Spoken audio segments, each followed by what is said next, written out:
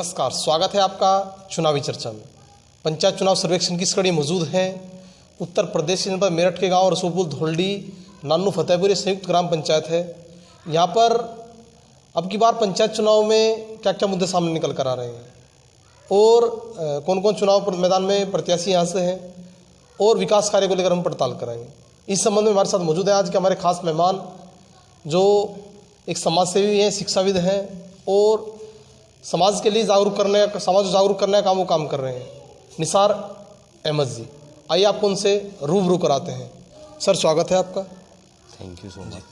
अच्छा निसार जी, सबसे पहले आपसे बात करूं आपके पारिवारिक पृष्ठभूमि के बारे में। आपके पिताजी क्या करते थे और आपका निजी व्यवसाय क्या है? जी।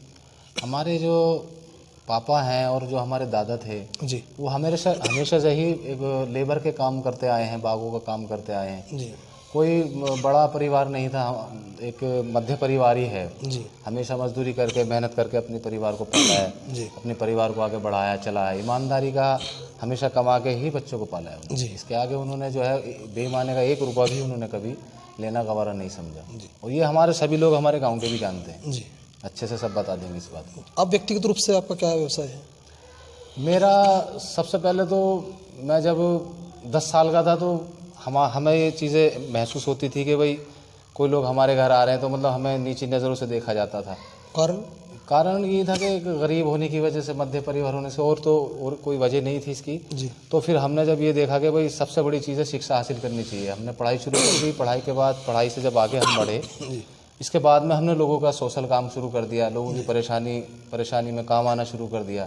किसी का कोई काम हुआ उसमें हमने उनकी मदद कर दी, किसी ने हमें साथ लिया, किसी की लड़की जो है उसका मुकदमा विचाराधीन है उसकी मदद की हमने, और थाने जाकर किसी को अगर नाजायज़ पुलिस लेके गई है तो अपना पक्ष रखा हमने वहाँ जा करके, और हमारी बात मानी भी गई और हम छुटा कर भी लेकर आए। अब समाज सेवा काम कर रहे हैं। जी, समाज सेवा का काम भी क्या है, और उसके बाद में जो है संस्थाएं भी हैं, जो संस्थाओं में भी हमने काफ़ी मदद की। अभी भी मैं एक संस्था का सेक्रेटरी हूँ और मस्जिद का भी मैं मुतवल्ली रहा हूँ। जी।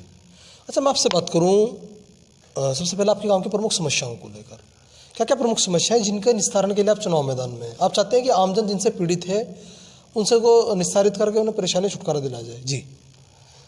हमारे गांव में सबसे बड़ी प्रॉब्लम जो है वो इस चीज़ की है कि यहाँ पे जितने भी नीचे लोअर कास्ट हैं उनको ना तो योजना का लाभ टाइम से मिलता है, ना यहाँ पर पानी अभी तक नहीं मिला है। टंकी बन गई है लेकिन उसमें काम अधूरे पड़े हैं, गवर्नमेंट ने अपने काम नहीं करे हैं। पीछे जो है पिछली बार ऑब्जर्वर साहब आए थे चुनाव के दौरान, जो बूथ का निरीक्षण कर रहे थे, तो उनसे हमने यही बात की थी कि जी गवर्नमेंट अगर 2 करोड़ किसी बिल्डिंग पे लगा रही है और अचानक से बिल्डिंग के पतलाने में कोई पिन्नी या प्लास्टिक या कोई चप्पल अड़ जाता है तो पानी भर जाता है, बिल्डिंग ख़राब हो गई।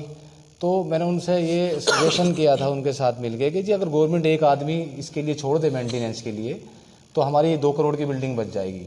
तो उन्होंने लाइट की व्यवस्था के बारे में बात की। लाइट के जैसे अब लग गई लाइट 2 महीने बाद वो बंद हो रही है, जल रही है, तो उसके लिए एक आदमी होना चाहिए मेंटेनेंस के लिए, ताकि वो बराबर कई साल तक अपना वो पैसा जो गवर्नमेंट ने लगाया है उसका इस्तेमाल सही हो सके। जी। तो ये सारी समस्या हमारे सामने है। मूलभूत आवश्यकताएं होती हैं गाँव की, चिकित्सा, शिक्षा, आवास, इनका क्या है? हाँ, चिकित्सा भी, यहाँ चिकित्सा के लिए बहुत सारा पैसा, हमारे कई दोस्त हैं, हाजी असलम साहब हैं, रियासत एडवोकेट हैं, कई लोगों ने जो मेहनत करके शिक्षा के विभाग में काम करा है और अस्पताल भी बनाया, लेकिन वहाँ पे दवाइयाँ उतनी पूरी नहीं हैं, और अगर कोई प्रसूति रोग है या कोई डिलीवरी का मामला है तो वहाँ वो सुविधा मिल नहीं पाती। जी। और वहाँ तक मामला ख़राब हो जाता है शहर तक पहुँचते। जी। और शिक्षा और आवास की बात आपसे करो। शिक्षा की बात ये है, यहाँ पे हमारे ये जो हमारा गाँव आता है ये फलपट्टी में है। जी।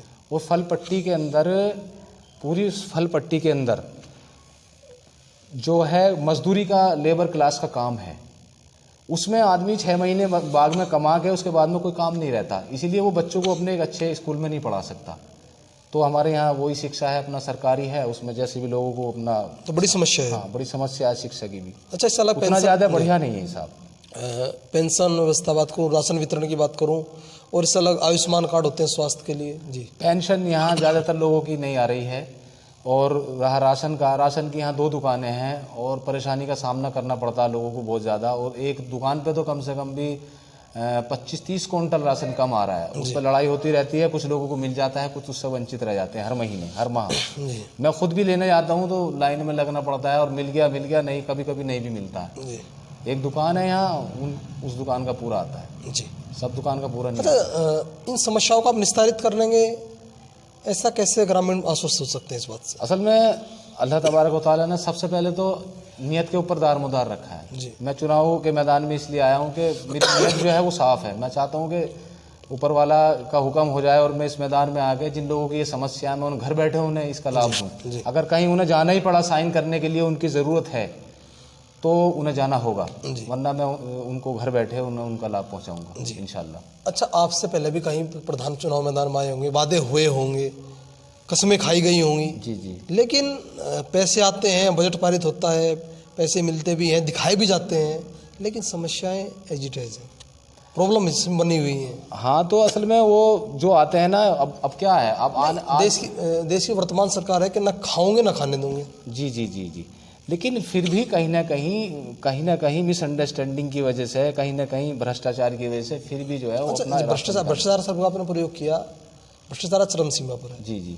भ्रष्टाचार के लिए जिम्मेदार किसको मानते हैं? तिगड़ी होती है। भ्रष्टाचार के लिए जिम्मेदार तो हमारी गवर्नमेंट ही होगी भाई। जहाँ जब गवर्नमेंट हमारा देश चला रही है तो गवर्नमेंट ही उसकी जिम्मेदार है कि इतना पैसा जब आ रहा है तो वो कहाँ जा रहा है, जब पूरा हम यूज़ नहीं कर रहे। अभी मैं बता रहा था आपको थोड़ी देर पहले कि एक मेरे साथी ने, जिनका नाम आशिक अली है, सैयद हैं वो लोग, उन्होंने मुझसे ये पूछ लिया कि भाई ये आप इतनी भागादौड़ी क्यों कर रहे हैं जबकि आप मीडिएटर हैं, गवर्नमेंट 1 रुपया दे रही है और 1 रुपया वहाँ खर्च कर रहे हैं। जी, आप 1 रुपया गवर्नमेंट खर्च करने को दे रही है तो आप 1 रुपया करिए ना। 15,000 की नौकरी आपको प्रधान को मिल रही है, या 8,000 की या 6,000 की, जो भी गवर्नमेंट देती है, आप उस इतनी सी नौकरी पे इतनी बड़ी टेंशन ले रहे हैं कि इतने परेशान होकर फिर रहे हैं। तो मसला ये नहीं है कि हम 8,000 के लिए फिर रहे हैं, तो मसला कुछ और है। 8,000 दो या 20,000 कहीं भी कमा सकता है। जो सोशल आदमी होगा, जिसके रहम होगा दिल में, वही तो चुनाव के मैदान में आके लोग। तो कहीं ना कहीं जनप्रतिनिधि अधिकारी वर्ग भी जिम्मेदार है। बिल्कुल बिल्कुल, ये तो साफ हो गया। ये तो सुधार कैसे हो सकता है? सुधार इसमें ऐसे होगा, जो लोग सोशल टाइप के हैं, ईमानदार लोग हैं, वो उसमें आम है। उन लोगों की वैल्यू कम रेस्पेक्ट करते हैं लोग, इस तरह के लोग। अच्छा, कुरान में कहा गया है कि जब अल्लाह गुड़ आपसे खुश होता है तो बारिश करता है जी, मेहमान भेजता है घर में। जी जी। और एक कहा गया कि जब सबसे ज़्यादा खुश होता है तो घर में लड़की का जन्म होता है। जी जी जी। महिला सशक्तिकरण को लेकर आप ही क्या राय, महिलाओं के लिए आपकी क्या योजना है? देखिए, हमारे आका आप सल्लल्लाहु अलैहि वसल्लम, रसूल अकरम सल्लल्लाहु अलैहि वसल्लम ने फरमाया कि ईमान वाली औरत जिसके पास है जी, उसकी दुनिया जो है बहाल है। जी, ठीक है जी। ईमान के बाद सबसे बड़ी दौलत है नेक बीवी जी। तो औरत को तो मैं सबसे ज़्यादा नंबर दूंगा, क्योंकि उसमें हमारी माँ भी है, हमारी बहनें भी हैं। लेकिन जब ग्राउंड जीरो पर हम देखते हैं, सरकार चाहती है महिलाएं सशक्त हों, पुरुषों के समकक्ष रहकर कार्य करें। जी जी। चुनाव में उनका आरक्षण भी देती है, चुनाव लड़ती महिलाएं हैं, महिलाएं प्रधान बनती हैं। जी जी। लेकिन राजनीति करने का मौका उनको नहीं मिलता है। किसी गांव की इतिहास उठाकर देख लें आप, राजनीति परिवार के लोग करते हैं, तो महिलाओं के लिए आरक्षण कहाँ सही साबित हो रहा है? असल में हमारा जो पश्चिम उत्तर प्रदेश है, मेरठ के कमिश्नर की डीएम थी कामिनी रतन चौहान रही हैं। जी जी। जब हम कभी उनको फील्ड में लेके नहीं आए, जब हमने शिक्षा के उससे मैदान से उनको खींच लिया उनका हाथ, तो वो कैसे आगे बढ़ेंगे? कहीं शिक्षा या फिर पारिवारिक कुछ समस्याएं, पारिवारिक भी समस्या रहती है। पारिवारिक बहुत सारी समस्या, मियाँ बीवी हैं, उनका जो है मिसअंडरस्टैंडिंग हो गया लाइफ में, तो फिर उसमें गड़बड़ होगी जी। तो कैसे आगे बढ़ेंगे? अब हमारी बिरादरी, हमारी लोअर जो कास्ट है मुस्लिम्स मोहम्मडन्स के अंदर, उसमें 10 साल से ज़्यादा की लड़की को हम बाहर नहीं जाने देते जी। तो अब जो हमारी लड़की के अंदर इतना दिमाग है, वो IPS IAS बन सकती है जी। तो उसके लिए वो बाहर जाना चाहे तो जाके उसे हम अगर उसके साथ जाएं, उसको पढ़ाएं, अच्छी शिक्षा दिलवाएं, तो वो IPS भी बनेगी। अंजुम आरा जी बनी है, बहुत सारी लेडी बनी है, गरिमा जी हैं, वो तो बल्कि उन्होंने तो IPS के बाद में 55वीं रैंक ला के IAS करा है जी। तो इसीलिए हमारी भी कमियां हैं कि भाई, फिर उसमें कमियां भी हैं, और फिर हमारे यहाँ पे कॉलेजेस नहीं है। गवर्नमेंट ने हमारे यहाँ कोई ज़्यादा देहात के अंदर इतनी फैसिलिटी नहीं दी। दूर दूर हैं, उसमें भी लड़के गड़बड़ करते हैं। इस अभियान में आपकी सहभागिता रहेगी, आप करेंगे इसको लेकर? इंशाल्लाह, अगर मेरे हाथ इस गाँव ने मजबूत करे, मेरे दौड़ने वालों ने, सभी लोग मेरे से वैसे बहुत प्यार करते हैं, सभी लोग मेरे से बहुत ही लगाव रखते हैं, उसी वजह से मैं मैदान में भी आ रहा हूँ। 2 4 6 लोग तो देखो सभी के होते हैं, लेकिन अगर उन्होंने मेरे हाथ मजबूत करे तो इंशाल्लाह मैं आगे बढ़ूंगा, और आगे तक मैं सेंट्रल गवर्नमेंट तक भी जाके अपनी गुहार लगाऊंगा, अपनी चीज़ों को लेकर आऊँगा अपने गाँव में आगे बढ़ाने। अच्छा, आपसे बात करूँ, आपसे अलग भी कहीं प्रत्याशी चुनाव मैदान में होंगे? जी बिल्कुल है। अच्छा, ग्रामीण मतदाता आपको वोट क्यों देंगे? क्योंकि मेरा मन कह रहा है, मैंने सबसे पहले अपने माता और पिता से मशवरा किया। पहली बार उन्होंने मुझे इन कामों से हमेशा दूर रखा है, वो मना करते रहते हैं इन कामों को, लेकिन पहली बार उन्होंने मुझे इजाज़त दी है और मैं जहाँ भी गया हूँ सबने मुझे सम्मान और प्यार दिया है। और 2-4 लोग कहीं ना कहीं सकारात्मकता, पॉजिटिविटी दिखाई दे रही है इंशाल्लाह जी। अच्छा, मैं आपसे बात करूँ, आपका जो क्षेत्र है कृषि से जुड़ा हुआ क्षेत्र है हमारा, और किसान आंदोलन देश में चल रहा है। जी जी जी, आप देखते हैं कहाँ गाजीपुर बॉर्डर, सिंधु बॉर्डर, क्या सरकार जो कार्य कर रही है, कृषि विधेयक जो पास हुआ है किसान हित में है? देखिए ये किसान, इंडिविजुअल राय क्या है इसको? मेरी राय तो ये है, देखिए सबसे पहली बात तो ये है कि ये जो भी हो रहा है कृषि बिल जो है ये ज़बरदस्ती थोपा जा रहा है, गवर्नमेंट ज़बरदस्ती थोप रही है। और अगर इसमें गवर्नमेंट का फ़ायदा नहीं है तो इतनी मशक्क़त क्यों? इतने सारे किसान वहाँ मर गए, इतनी परेशानी उठा रहे हैं, इतने भागा दौड़ी, पुलिस पिट रही है, 40 पुलिस उसमें भर्ती हो गई। पुलिस कौन है? पुलिस भी तो किसान के बेटे हैं जी। जो आज जो उन पे LOC पे खड़े हैं, जो बॉर्डर पे खड़े हैं, वो भी तो सारे किसान के बच्चे हैं, वो भी तो किसान के लड़के हैं। जय भारत, जय भारत, जय भारत। और जो हमारा किसान के जितने लड़के हैं सारे के सारे बॉर्डर पे हैं और किसान खेत के अंदर है। आज अगर हमें किसान गन्ना उगा के नहीं देगा तो हम चीनी कैसे इस्तेमाल करेंगे? तो सबकी ओपिनियन लेनी चाहिए थी सरकार को। बिल्कुल। तो ये किसान हित में नहीं है। बिल्कुल जी। अच्छा, कार्यक्रम चला रहे हैं, इसमें आपकी सहभागिता अनिवार्य रूप से रखें कंपलसरी। शहीदों के प्रचार प्रसार को लेकर, क्या शहीदों का जो प्रचार प्रसार होना चाहिए था इस देश को बचाने के लिए, जिन लोगों ने अपने प्राणों की आहुति दे दी, उनका आज प्रचार प्रसार नहीं हो रहा है। बाग पर जैसे आप प्रवेश करेंगे तो राम प्रसाद बिस्मिल और अशफाकुल्ला खां की मूर्ति बिल्कुल राष्ट्रपति चौक पर लगी हुई है। तो इस प्रकार से आपके क्षेत्र में भी कहीं से क्रांति की शुरुआत मेरठ से हुई है, कोई प्रचार प्रसार यदि किसी बच्चे से बुला कर पूछना कि 10 शहीदों के नाम बता दे वो स्वतंत्रता संग्राम के, क्या बता पाएगा वो? देखिए सबसे पहले बात तो यह है जी, क्या नाम है जी आपका? प्रताप भाई।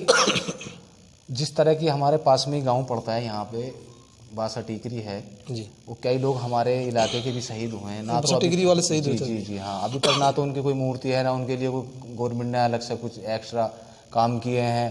जबकि देखा जाए तो इनकी इतनी बड़ी भागीदारी है कि जिन्होंने अपने लालों को शहीद कर दिया जी, तो उनके लिए सरकार गवर्नमेंट कोई ज़्यादा खास काम नहीं कर रही है ना। हमारे इलाके के लिए उन्होंने कोई खास कदम उठाया अभी तक। वादे तो सब करके गए हैं, मुख्यमंत्री जी भी आए थे, उन्होंने भी वादे किए हैं, लेकिन अभी तक हमने उनका कोई ऐसा प्रोग्रेस नहीं देखा, यहाँ देखने को मिला है। हम जाते हैं, उनकी मार होती हैं बहुत। अपने जो अजय भाई हैं इनके हम जाते हैं, वो हमारे से छोटे थे, उनकी उम्र भी नहीं थी, और जिन्हें भी हम देखते हैं आंखों में आंसू आ जाते हैं, और आने भी चाहिए। हमारा जो भारत है वो, उसकी जो नींव है वो जय किसान और जय जवान। इसके अलावा मैं समझता हूँ हम कमा रहे हैं, हम कमा के अपने बच्चों का पेट ही तो पाल रहे हैं, वो तो देश को बचा रहे हैं जी। अच्छा, न्यू जनरेशन इनसे दूर को होती जा रही है, प्रेरणा नहीं ले पाती है, और गांव में इनकी मूर्ति, द्वार, स्मारक बनने चाहिए जिससे लोग प्रेरणा लें अपने देश को बचाने के लिए, अपने देश के लिए आगे बढ़े। ये सबसे बड़ी जो कमी है वो शिक्षा की है जी। बच्चे हाथों से निकलते जा रहे हैं, बच्चे अपने माँ बाप की बात, क्या सरकार को सिलेबस में इनको जोड़ देना चाहिए? जोड़ देना चाहिए जी, बिल्कुल जोड़ देना चाहिए जी। अच्छा, हम एक कार्यक्रम चला रहे हैं शहीदों के प्रचार प्रसार को लेकर, उस कार्यक्रम में आपकी सहभागिता रहेगी? इसमें सहभागिता रहेगी, और मुझे चाहे जितना भी आप इन्वॉल्व और इस्तेमाल करना चाहें, मैं तैयार हूँ हमेशा। किसान और जवान के लिए जान भी देनी पड़ा तो मेरी तो कम है वो भी। अच्छा, हम प्रत्येक पूरे क्षेत्र डाटा इकट्ठा कर रहे हैं इसको लेकर जी, उनके परिवारों को हम आगे प्रसारित करने का काम कर रहे हैं जी। अच्छा, होली आ रही है, अपने ग्रामवासियों को कोई शुभकामनाएं हमारे माध्यम से देना चाहते हैं आप? हाँ जी, होली के इस मुख्य पर्व पर मैं सबको हार्दिक शुभकामनाएं, हार्दिक अभिनंदन करना चाहता हूँ।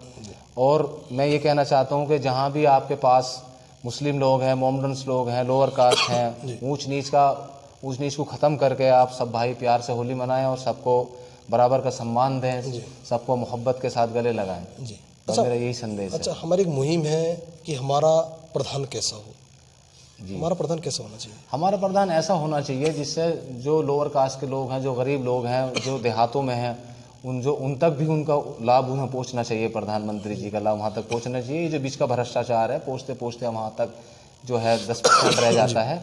ये जो बीच का जो मीडिएटर है, इस मीडिएटर की जो है ना बहुत ज़्यादा इसके कान ऐंठने चाहिए, और इसे बहुत इसके ऊपर एक शिकंजा कसना चाहिए कि जो 2 रुपये वहाँ से आ रहे, मीडिएटर का जो लाने का धंधा है उसको वो मिलना चाहिए जी। उसकी लेबर उसे मिलनी चाहिए, इससे ज़्यादा नहीं जी।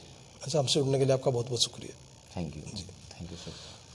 पंचायत चुनाव सर्वेक्षण की कड़ी मौजूद थे उत्तर प्रदेश जनपद मेरठ के गांव रसूलपुर धोल्डी नानू फतेहपुरी एक संयुक्त ग्राम पंचायत है, जहां पर हमने बात की ग्राम पंचायत प्रधान पद के भावी प्रत्याशी समाज सेवी शिक्षाविद निसार अहमद जी से, जिनका कहना है अगर अब की बार ग्रामीण को मौका देते हैं तो वे जो गांव की प्रमुख समस्याएं हैं उनको पंचवर्षीय योजना के दौरान जो बजट पारित होता है उससे निस्तारित करने का भरसक प्रयास करेंगे। और शहीदों को लेकर उनकी राय है ये कि शहीदों का सम्मान होना चाहिए और मैं इस कार्यक्रम में अपनी सहभागिता अनिवार्य रूप से रखूँगा। एक लाइन मुझे याद आ रही है कि एक गुड़िया की कई कठपुतलियों में जान है, एक शायर ये तमाशा देखकर हैरान है, एक आदमी है इस क्षेत्र में, यूं कहो इस अंधेरी कोठरी में एक रोशनदान है। मेरठ से कैमरा पर्सन हर्ष के साथ प्रताप की रिपोर्ट, सच का डर न्यूज़ नेटवर्क, मेरठ। माशाल्लाह, बहुत अच्छा।